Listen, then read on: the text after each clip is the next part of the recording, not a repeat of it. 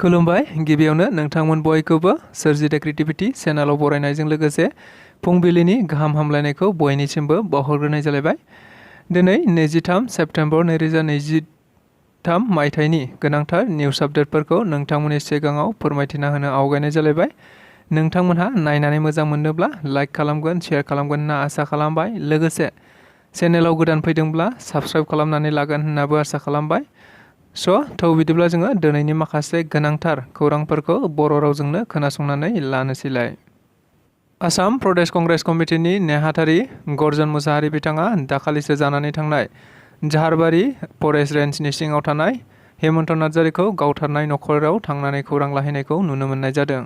थारैनो जों बयबो मिथिगौ, थांनाय 17 सेप्तेम्बर खालि फरेस्ट डिपार्टमेन्टआ हेमन्त नार्जारि बिथांखौ दंफां लाबोबाय थानाय समावनो गुलि गावनानै बुथारनाय जादोंमोन। जाय जाथायखौ लानानै गुबुन गुबुन दोलो आफादफोरा गावबा गावनि मतामतखौ होनायखौ नुनो मोनबाय थानाय जादों।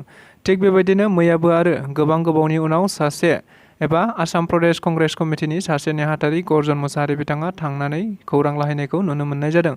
जेराव बिथाङा खौरां लाहैनानै खौरांगिरिफोरनि सिगाङाव बुंथिनाय बायदिब्ला प्रमद बर'नि एबा फेरेंगानि बिसोरो हायार किलार नामा होननानैबो खौरांगिरिफोरनि गेजेराव गोख्रों रावजों बुंथिनायखौ नुनो मोननाय जादों। जाय समाव प्रमद बर' एबा जाय समाव बिआर फेरेंगा एबा रनजित बसुमतारी मोनहा जालांबाय, बेयावनो थानानै जालांबाय, बिसोरखौनो आरो दिनै सिथारबाय। लोगोसे प्रमद बर'खौबो बिथाङा खौरांगिरिफोरनि सिगाङाव बुंथिबावनाय बायदिब्ला प्रमद बर'नि आन्दलन समावनो बे जायगानिफ्राय बयबो मैखोमै आन्दलनाव ओंखारदोंमोन बुजिया सोमजियानो। नाथाय बेबायदि मानसिखौनो दिनै प्रमद बर'आ गावथारहोबाय एबा बिआर फेरेंगा बिथांमोनहा गावथारहोबाय होननाबो गोख्रों रावखौ बुंथिनानै होनायखौ नुनो मोननाय जादों। थारैनो बेबायदि जाथाया जोंनि ओनसोलाव जाफ्लेबाय थानायखौबो नुनो मोननाय जादों। जायखौ लानानै बिथाङा गोबां दुखु मोननानै बे बाथ्राखौ बुंदों होननानै मिथिनो मोननाय जादों। जफादं आरो सुबनखाता ओनसोलाव सोमावसारनाया आथिखालावबो गोख्रोंनिफ्राय गोख्रोंसिन जालांबाय थानायखौ नुनो मोननाय जादों।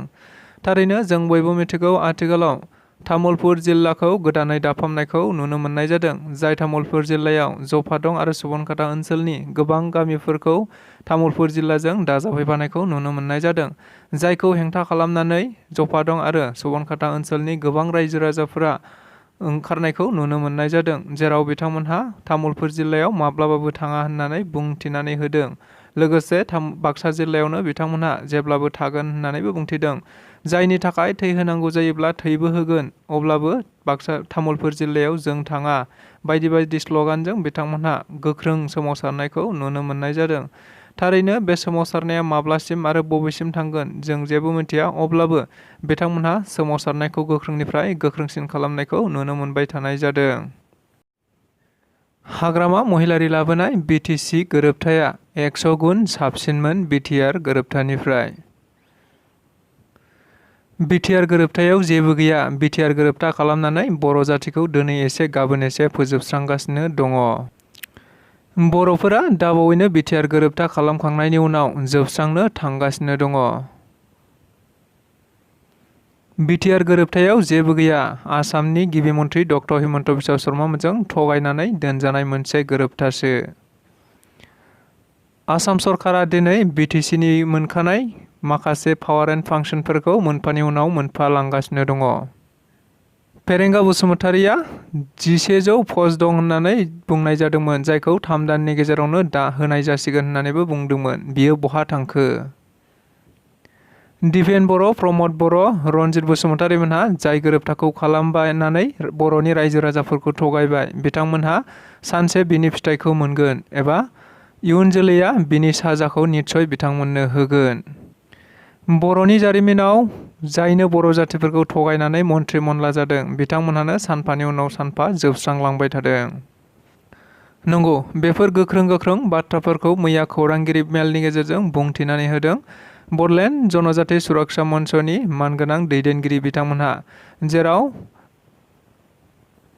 बड'लेण्ड जनजाति सुरक्षा मन्चनि मावफुं आफादगिरि दावराव देख्रेब नार्जारि, अमर सिंह बिथांमोनखौ खौरांगिरि मेलनि गेजेरजों नुनाय मोननाय जादों। थारैनो बिथांमोनहा गुबैयै आथिखाल बिटिआर सरकारखौ थांखिनानै बाथ्राफोरखौ बुंनाय जादों। जेराव बिथांमोनहा दाय गैया फोदो गैया गुबुन मानसिफोरखौ सोद्रोमाफोरखौ बेबायदिनो गावथारहोगासिनो दं होननानैबो खौरांगिरि मेलनि गेजेरजों रोखायै बुंथिनायखौ नुनो मोननाय जादों।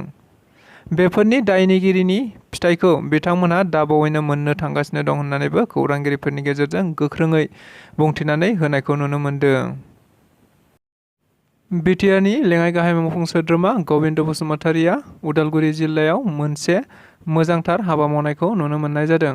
नंगौ, बिथाङा सिगाङाव खोथा होखानाय बायदियैनो मैया बेफोर हाबाखौ मावनायखौ नुनो मोननाय जादों, जेराव बिथाङा 69 नं उदालगुरि बिधानसभा बियाबनि सिङाव थानाय गोबां रायजो राजाफोरनो फरायसालियाव नांगौ जानाय बेन्च डेस्कफोरखौ जगायनानै होनो खोथा होनाय बायदियैनो मैया बिथाङा गुबुन गुबुन एलपि स्कुलफोराव बेबायदि हाबाफारिखौ नुनो मोननाय जादों, जेराव बिथाङा नांगौ जानाय बेन्च डेस्क फरायसालियाव सरकारि फरायसालि एबा सरकारि नङै फरायसालिफोराव बिथाङा राननानै होनायखौ नुनो मोननाय जादों।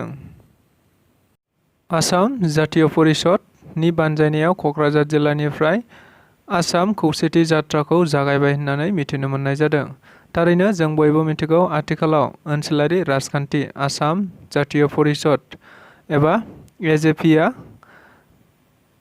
आसामाव गुबुन गुबुन धोरोमखौ लानानै, हारि माहारिखौ लानानै आरो गुबुन गुबुन जेंना जेंसिफोरखौ लानानै गावजों गावनि गेजेराव मोनसा मोनसि एबा हेंथा हेंसि जालायबाय थानायखौ नोजोर बोनानै मैयानिफ्राय लानानै आसाम खौसेथि जात्राखौ क'क्राझार जिल्लानि सिङाव थानाय क'क्राझार सोहोरनिफ्राय जागायनाय जायो होननानै मिथिनो मोननाय जादों। मख'जाथावदि मैयानि बे हाबाफारियाव आसाम जातीय परिषदनि मानगोनां आफादगिरि लुरेनज्यति गगৈ बिथाङा बाहागो लानायजों बे हाबाफारिखौ आबुङै मावफुंदों होननानै मिथिनो मोननाय जादों, जेराव लोब लोब रायजो राजाफोराबो बे हाबाफारियाव बाहागो लाफानायखौ खौरां बिजोंनि गेजेरजों मिथिनो मोननाय जादों।